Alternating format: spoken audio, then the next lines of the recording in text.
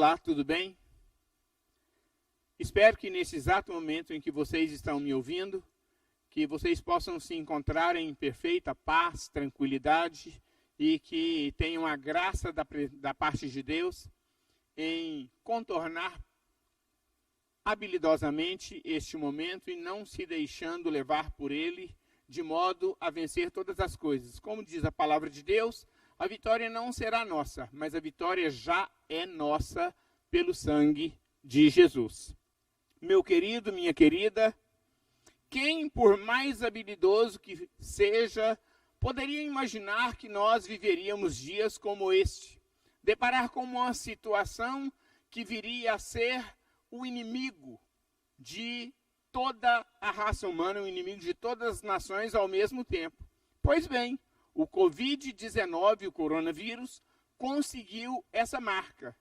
Nunca poderia passar pela nossa mente, eu estava até meditando esses dias, e a minha filha fazendo um comentário que ninguém imaginaria que pudesse estar lavando um saco de arroz, uma embalagem de alguma coisa que fosse comer, que adquirido no supermercado, para você fazer uma ideia de como são os dias que nós estamos vivendo.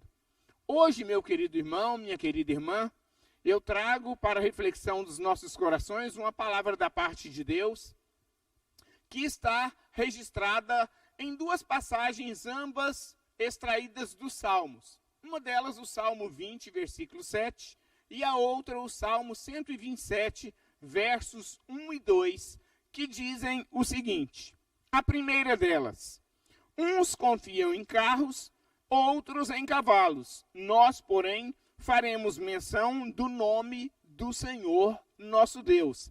Esta está registrada no Salmo 20, versículo 7. A outra, o Salmo 127, versos 1 e 2, diz o seguinte: se o Senhor não edificar a casa, em vão trabalham os que edificam. Se o Senhor não guardar a cidade, em vão vigia a sentinela. Inútil vos será levantar de madrugada, repousar tarde, comer um pão de dores, sendo que aos seus amados ele o dá enquanto dormem. Isto não é algo muito especial? Imagine quem está assegurando isso a você e a mim. Não é alguém limitado, não. É o Deus Todo-Poderoso, o Deus que não dorme em um momento sequer. Isto nos dá muita paz e tranquilidade. Embasado nesses dois textos é que me inspirei no presente tema. Onde tens colocado a tua confiança? É uma pergunta muito pertinente para os dias que nós estamos vivendo atualmente. Onde tens colocado a tua confiança? Meus queridos, prestem bem atenção em algo que eu quero dizer aqui. Eu não seria irresponsável de modo a dizer, por trazer uma palavra como esta, sugerir que você deva descuidar-se e deixar de tomar as devidas providências quanto ao cuidado com higienizar-se devidamente, cuidar da sua imunidade e outras coisas mais, diante do quadro que nós estamos vivendo hoje. Não posso ser irresponsável e não estou querendo dizer para você que me ouve, que me assiste nesse momento, para fazê-lo. Nós precisamos ser sensatos, equilibrados, temos à nossa disposição a palavra de Deus, sim, mas aquilo que nos compete fazer de um modo prático, nós precisamos fazê-lo sem ignorar a sua importância. Então medite sobre isso, porque jamais eu viria aqui para te dizer, baseie-se na palavra de Deus. O que importa é o que Deus está te dizendo. E ignorar a importância de que nós precisamos ter alguns cuidados sobre a higiene, sobre a nossa imunidade, sobre alguns cuidados que são práticos e extremamente necessários, muito em especial nesses dias que nós estamos vivendo, certo? Vocês poderão até não concordar comigo, mas parem por um momento e analisemos juntos.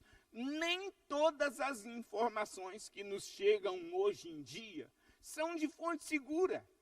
nós precisamos filtrar e ter muito cuidado, porque nem tudo que reluz é ouro. E olha, diga-se de passagem que as informações da maneira que elas nos sobrevêm hoje, elas estão causando muito mais pânico e desespero do que necessariamente a paz, confiabilidade e segurança que todos nós buscamos. Então precisamos ter muito cuidado com isso e não perder o nosso foco. Porque se isso acontecer, nós seremos levados pelas incertezas, pelos temores e deixaremos de depositar onde verdadeiramente se faz necessário a nossa confiança. Não podemos deixar de trazer para a nossa reflexão algo que o apóstolo Paulo afirmou sobre o posicionamento espiritual do cristão. É importante trazer isso aqui para reforçar a mensagem que Deus tem para os nossos corações neste dia.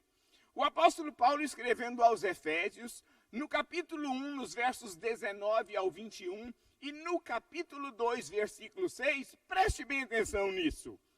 O primeiro texto: a sobreexcelente grandeza do poder de Deus sobre nós, os que cremos, segundo a operação da força do seu poder, que manifestou em Cristo Jesus, ressuscitando-o dentre os mortos e colocando-o à sua direita nos céus, muito acima de todo principado, potestade, domínio, poder e de todo nome que se nomeia, não só no presente século, mas também no vindouro. Esta é a primeira parte, o que se encontra registrado nos versos 19 ao 21 do capítulo 1 de Efésios. Agora, o bom mesmo, preste bem atenção no que Paulo diz aqui no versículo 6 do capítulo 2, em sequência. Ele diz assim, olha, e nos ressuscitou juntamente com ele e nos fez assentar nos lugares celestiais com Cristo Jesus. Olha que coisa maravilhosa, meus queridos. Medite bem comigo por um momento. Alguém que está assentado com Cristo nos lugares celestiais, acima de principados, potestades, poder, domínio, e que tudo que possa se nomear, não só no presente século, mas também no vindouro, não pode desperdiçar seus cartuchos, dispor de suas cartadas, colocando a sua confiança meramente em recursos humanos, seculares e passageiros. Pense bem nisso. Ei, você que me ouve agora. Entenda que você e eu, enquanto homens, servos de Deus, denominados família bendita do Senhor, olha que coisa maravilhosa, nós não podemos nos deixar levar por aquilo que é aparente, por aquilo que é circunstancial, porque nós temos que ser movidos, queridos, é por fé. Se você e eu estamos assentados com Cristo nos lugares celestiais, acima de principado, potestade, domínio, de tudo que se nomeia nesse século e até no vindouro, pense bem. Imagine você que os grandes problemas que a humanidade enfrenta, que os cristãos hoje enfrentam na realidade, está pelo fato de olhar os problemas de baixo para cima e não de cima para baixo, como deveríamos fazer. Por quê? Porque dá-se a conotação de que os problemas são maiores do que o nosso Deus. Isso nos remete diretamente a um pensamento, a uma máxima maravilhosa e poderosíssima que diz o seguinte: não fale para Deus o tamanho dos seus problemas, mostre para os problemas o tamanho do seu Deus. Aqui eu estou vos falando, mas se eu vos estivesse mostrando em escrita, como tenho aqui no meu texto, vocês veriam a ênfase que dou aqui. Porque quando fala não mostre ou não fale para Deus o tamanho de seus problemas, eu dou uma ênfase para os problemas, colocando ele em negrito e em letras, em caixa grande. E, na segunda parte, mostre para os problemas o tamanho do seu Deus, aí eu evidencio, aí eu dou ênfase, eu negrito e coloco em caixa grande o nome de Deus, porque é Deus que é poderoso. Nós precisamos adotar o hábito de olhar para os problemas de cima para baixo. Nós, os que estamos assentados com Cristo nos lugares celestiais. Esta é a posição, meu querido, minha querida, que você e eu nos encontramos. Porque Deus é poderoso para fazer coisas maravilhosas em nós, por nós e através de nós. Basta tão somente que nós creiamos no poder da sua palavra e ousemos agir de modo tal. É o que Deus tem reservado para você e para mim. Imagine você que a palavra de Deus deixa isso muito claro. Quando em Gênesis 2, versículo 7, diz o seguinte: formou o Senhor Deus ao homem do pó da terra, soprou em suas narinas o fôlego de vida, e então o homem passou a ser uma alma vivente. Preste bem atenção. O homem era só uma maquete, era um boneco quando foi feito do pó da terra.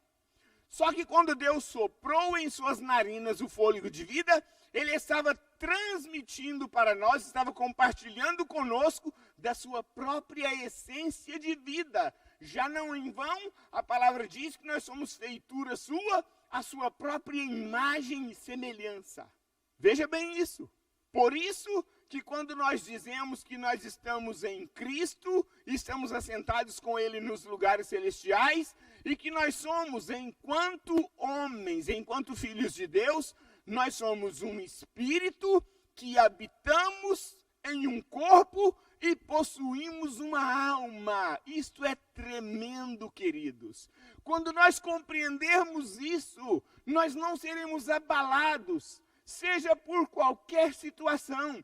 E o que me traz aqui hoje para compartilhar com você, com o seu coração, com a sua família esta palavra, é no intuito de que você entenda que esta palavra tem uma finalidade de não te abençoar, de não te despertar somente para este momento que nós estamos vivendo, mas isto se aplica a toda e qualquer situação que você enfrente no dia a dia, o que é comum a cada um de nós. Porque nos mais diversos segmentos da vida, não são poucos os embates que nós enfrentamos. E entendendo bem essa palavra, compreendendo bem a nossa posição em Cristo Jesus, nós vamos entender, queridos, que não há nada que possa nos intimidar. Não há nada que possa nos vencer, porque Deus é poderoso. E como já foi dito aqui em outras mensagens, Ele pode fazer além daquilo que pedimos ou pensamos. Este é o nosso Deus e Ele é todo zeloso, é todo cuidadoso para com você, para comigo. Este Deus que não dorme, o guarda de Israel, o abençoador das nossas vidas. Medite nisso, porque com certeza isso haverá de mudar os seus conceitos, mudar os seus valores, mudar algumas coisas na sua vida e te dar um novo rumo, com certeza. Pois muito bem, eu quero partir aqui com você agora para o encerramento, para a conclusão desta palavra e dizer para você o seguinte: como eu dizia, eu quero completar a visão. Muitos problemas que nós enfrentamos, queridos, é porque nós estamos olhando para os problemas de baixo para cima e evidenciando-os em demasia. Isso dá-se a impressão de que o problema é muito maior do que na realidade é. Preste bem atenção no que eu quero compartilhar com você aqui hoje. Os especialistas da área comportamental, da psicologia, afirmam que, diante de uma situação de pânico, diante de uma situação desafiadora, uma reação de medo pode fazer com que o problema pareça até 20 vezes maior. A palavra de Deus em Provérbios, no capítulo 24, versículo 10, diz o seguinte: se te mostrares frouxo no dia da angústia, a tua força será pequena. Olha que coisa tremenda. Então nós não podemos nos render, não podemos nos entregar, porque se nos mostrarmos fracos, o problema parecerá muito maior do que na realidade é. Entenda isso. De repente, o que você está vivenciando, aquilo que tem marcado a sua vida desafiadoramente, diria eu, pode não ser tão grande como de fato você pensa ser. Pode ser que a sua postura, pode ser que a minha postura ante aos meus desafios, faça com que nós estejamos evidenciando demais esse problema. E ele pareça tão grande como na realidade nem sempre o é. Então, quero deixar aqui esta palavra para o seu coração. E fica aqui uma pergunta para você. Veja bem, quem é de fato grande? É Deus ou são os problemas? E qual é a verdade, qual é a realidade diante dessa exposição? O que é que você tem vivenciado? E aí eu trago à tona mais uma vez a enquete da pergunta que é o tema desta palavra. Onde tens colocado a tua confiança?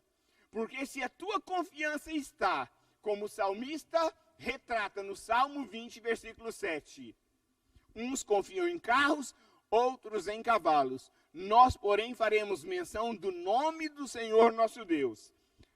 Se frente a tudo isso que a vida te reserva no dia a dia, você tem feito como o salmista, fazendo menção do nome do Senhor, e tendo crido que Ele é quem tem edificado a tua casa e guardado a tua vida em todas as situações, então não há por que temer. Não há por que temer Covid-19, não há por que temer crise mundial, não há por que temer crise financeira, crise econômica, não há por que temer coisa alguma. Porque se você adotar a postura correta e crer no poder do Todo-Poderoso, que é em seu favor, que é em meu favor, isto fará toda a diferença e a bênção de Deus se fará presente na tua e na minha vida.